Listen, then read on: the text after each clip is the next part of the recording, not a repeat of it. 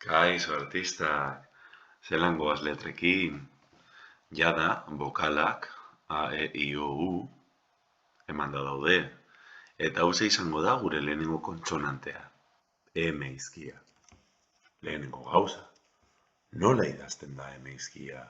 Bada gora, bera, eskumara, arkua, bera, gora eskumara beste arku bat, eta buztana. Eta hemen larria, hemen handia, bera gora, eskumara, bera diagonalean, eskumara gora diagonalean, eta bukatzeko bera. Eta nola egiten dira silabak? Mi, mu, mo, ma, me. Ematen du behi bat garela eta esaten dugula mu.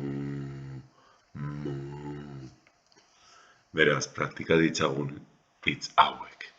Isilduko naiz momentutxo batean badazpada. Ea zuk lehenago esan nahi duzu. Pausatu bideoa. Eta orain nire txanda. Umea, ama, maia, amua, momia, mimoa, mamua, mamia. Beno, amua ikusten duzu, ezta? Horregaitik ez ditzen da amuarraina. Amuarekin hartzen den arraina. Umea, ama eta maia ezagutzen dituzu, ezta? Mimoa hementxe daukagu, batzut inauterietan mozorrotu zineten, ezta? Momia hementxe daukagu, mamua da, ezta, gustatzen etzaigun mamua. Eta mamia da, adibidez, fruta bat jaten dugunean, atalik gozoena, ezta? Fruta horri mamia ateratzen diogu. Edo testu bat, edo filma bat ikusten badu, zer ateratzen diogu filmari? Mamia, gauzarik garrantzitsuena. Beraz, irakurri duzu, itxarongo dut.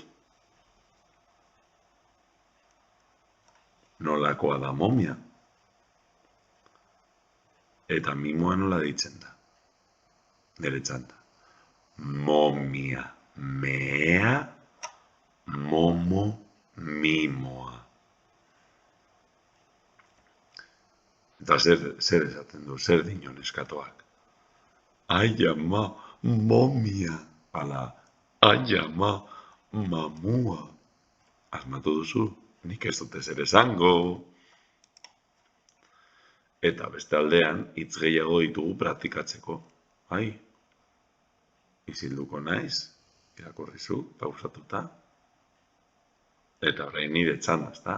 Umea, mamia, mia, maia, amaia, ama.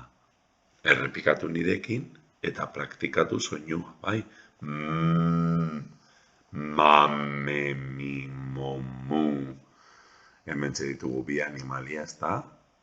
Nork esaten du miau, eta nork esaten du mu.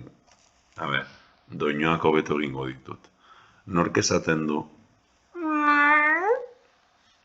eta nork esaten du